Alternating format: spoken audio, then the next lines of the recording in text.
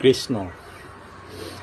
আজি আপোনালোকক ভিডিঅ' এটা আমি প্ৰদৰ্শন কৰাইছোঁ আৰু এই ভিডিঅ'টো আপোনালোকৰ লগত শ্বেয়াৰ এইটো কাৰণে কৰিছোঁ। আমাৰ সত্য ঘটনা এটা হৈ গ'ল। কি হৈ গ'ল জানেনে? শুনিলে আপোনালোকেও হাঁহি উঠিব। আমি ফেচবুকত যিটো অভিনয় কৰোঁ, যিটো ভাও দিওঁ, সেই ভাওটো আমি সেই ভাওমতে যদি আমি এক্টিংটো বা অভিনয়টো কৰোঁ, সেইমতেহে ৰাইজৰ আমোদ প্ৰমোদ হ'ব, দৃষ্টিগোচৰ হ'ব, চাই ভাল পাব। ঠিক তেনেকৈ আমি যিটো কিছুমান ৰোমান্টিক ভিডিঅ' আমি দৰ্শকৰ আমোদ প্ৰমোদৰ কাৰণে আমি প্ৰেৰণ কৰোঁ ফেচবুকত। গতিকে দুই এজনে আমাৰ গাঁৱলীয়া পৰিৱেশত চাই পেলাই তেওঁলোকে কিন্তু লাইক কমেণ্ট দিব নাজানে যে লাইক কমেণ্ট এটা দিব লাগে বা ভিডিঅ' এটা বনাইছে তেখেতক আগবঢ়াই নিব লাগে, সেইটো ধান্দা নাই। কিন্তু তেওঁলোকে বেকগ্ৰাউণ্ডটোত মানে এটা বেয়া ৰেকৰ্ড বহুৱাবলৈ কি কৰিছে জানেনে? যে নাৰায়ণ তুমিতো ভাগৱত পঢ়া, কিন্তু ভাগৱত পঢ়া মানুহ এজনে এনেকুৱা ধুনীয়া ধুনীয়া ছোৱালীৰ লগত ভিডিঅ' বনাইছা ৰোমান্টিক এনেকৈ মানে অকণমান। তেতিয়া মই তেখেতক কৈছোঁ যে মই ভাগৱত পঢ়োঁ, ভাগৱত মই নপঢ়া নহয়, কিন্তু ভাগৱত পঢ়াৰ সময়কণত মই ভাগৱতত কোৱা আছে, গীতাত কোৱা আছে যে য'ত যেনেকুৱা তেনেকুৱা নিউজিবা। গতিকে আমি এতিয়া অভিনয় জগতত আমি ফেচবুকত ভিডিঅ' বনাইছোঁ, আমাৰ প্ৰতিভা। গতিকে আমাৰ প্ৰতিভাটো আমি কিহত কেনেকৈ তাক পৰিৱেশন কৰাম আৰু দৰ্শকক আমোদ আমি গ্ৰহণ কৰিম বা আমোদ খোৰাক আমি যোগাব পাৰোঁ। ঠিক তেনেকৈ আমোদ প্ৰমোদৰ কথা ভাবি পেলাই আমি ৰোমান্টিকত যদি আমি ৰোমান্টিক ভিডিঅ' এটা বনাওঁ, তেতিয়াহ'লে ৰোমান্টিক ভিডিঅ'টো বনাবলৈ গ'লে আমি যাৰ লগত ভিডিঅ'টো একেকাৰ হ'ম, তেওঁৰ লগত আমাৰ একো ৰিলেশ্যন নাথাকে নহয়। আমি ভিডিঅ'টোহে বনাইছোঁ, গতিকে ৰিলেশ্যনটো বেলেগ বস্তু। গতিকে আমি যিটো ভিডিঅ' বনাইছোঁ ৰোমান্টিক, তেতিয়া কৈছে যে তোমাৰ চকু কাট বৰ বেলেগ দেই, ভাগৱত পঢ়া মানুহ। কিন্তু তেতিয়া আমি কৈছোঁ যে ভাগৱত পঢ়া মানুহ হয়, কিন্তু আমি অভিনয়হে কৰিছোঁ।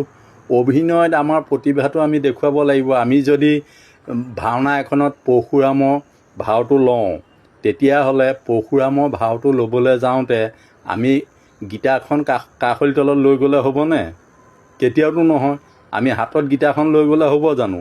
নহ'ব নহয়। বা আমি ভীমৰ ভাও এটা দিছোঁ, আমি যেনিবা ভাগৱত পঢ়োঁ, 7 দিন 7 ৰাতি বহি আমি ব্যাখ্যা কৰিছোঁ, হয় পঢ়িছোঁ, নহয় পঢ়াটো সত্য। সেই হেতুকে আমি যদি ভীমৰ ভাওটো লৈ, ভীমক গদাডাল নলৈ যদি ভাগৱতখন লৈ যদি ভাওনাত ঘূৰি ফুৰোঁ, বচন যদি নকৈ আমি যদি তাত গীতা পাঠ কৰোঁ, তেতিয়াহ'লে আমাৰ প্ৰতিভাটো বাৰু প্ৰতিফলিত হ'বনে? এই কথাটো যদি গাঁৱলীয়া পৰিৱেশৰ মানুহে বুজি নাপায়, তেতিয়াহ'লে কি ক'ব চাওকচোন। সেইকাৰণে আমাৰো হাঁহি উঠিলে কথাটো শুনি, আৰু আপোনালোককো অৱগত কৰাইছোঁ, আপোনালোকেও এনেকুৱা হ'ব পাৰে দেই। কাৰণ প্ৰত্যেকৰে এটা কথা যে ফেচবুকত আমি যিটো আমাৰ প্ৰতিভা, আমি প্ৰতিভাটোহে প্ৰকাশ কৰিছোঁ। এতিয়া আমি কোৱা কথাখিনি আমাৰ প্ৰতিভা। আমি যিখিনি কথা কৈছোঁ আপোনালোকক শুনাইছোঁ, আপোনালোকে শুনিছে, এইটো হ'ল প্ৰতিভা। গতিকে এই প্ৰতিভাটোত যদি আমি কানি চিঞৰি দন কাজিয়া কৰিলে হ'ব জানো? নহ'ব ন। আমি প্ৰতিভাটো প্ৰকাশ কৰিছোঁ যে আমাৰ কি হৈছিলে, আমাৰ ভিডিঅ'বোৰ দিয়া দৰ্শকে চাইছে, আৰু দৰ্শকে যিখিনিয়ে বুজি পোৱা নাই, অভিনয় বুলি ভবা নাই, কিবা এটা ৰিলেশ্যনশ্বিপ বুলি ভাবিছে, কিন্তু আমিতো ৰিলেশ্যনশ্বিপ নহয়, আমি মানে ক্ৰিয়েটৰ, আমি ভিডিঅ' বনাওঁহে।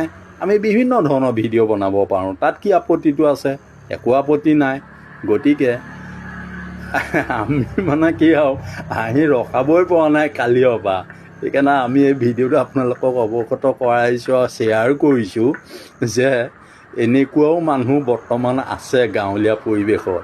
গতিকে কি ক'ব, উপায় নাই। তথাপি আৰু যোনে যি ভাবক আৰু হয়তো দেৰিকৈ বুজি পাব আৰু যে ভাওনাখনত ভীমে গদাডাল কিয় লয়। তেওঁ জানো প্ৰকৃত ভীম? তেওঁতো প্ৰকৃত ভীম নহয়। মই আজি ইয়াত দিঠকত নাৰায়ণ ভাগৱত পঢ়ি আছোঁ, হয় শুদ্ধ, সকলোৱে জানিছে, হাজাৰ হাজাৰ মানুহৰ আগত ভাগৱতৰ ব্যাখ্যা দি আছোঁ। কিন্তু সেইজন মানুহে যে ৰাতিলৈ যদি ভীমৰ ভাও লওঁ, হাতত গদাডাল ল'লে, কি মই ভীম হৈ গ'লোঁ নেকি গোটেই জীৱনটোলৈ?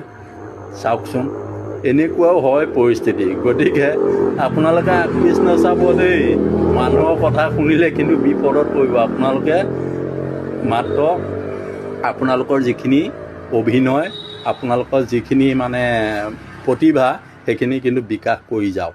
আপোনালোক ৰৈ নাযাব। আৰু ৰৈ গ'লেই মানুহৰ কথা শুনিলেই আপোনালোকৰ প্ৰফাইল আগ কেতিয়াও নাবাঢ়ে। বাৰু আজিলৈ আহিছোঁ, পুনৰ আকৌ ভিডিঅ' দ্বাৰা লগ ভাগ হ'ম। কৃষ্ণ।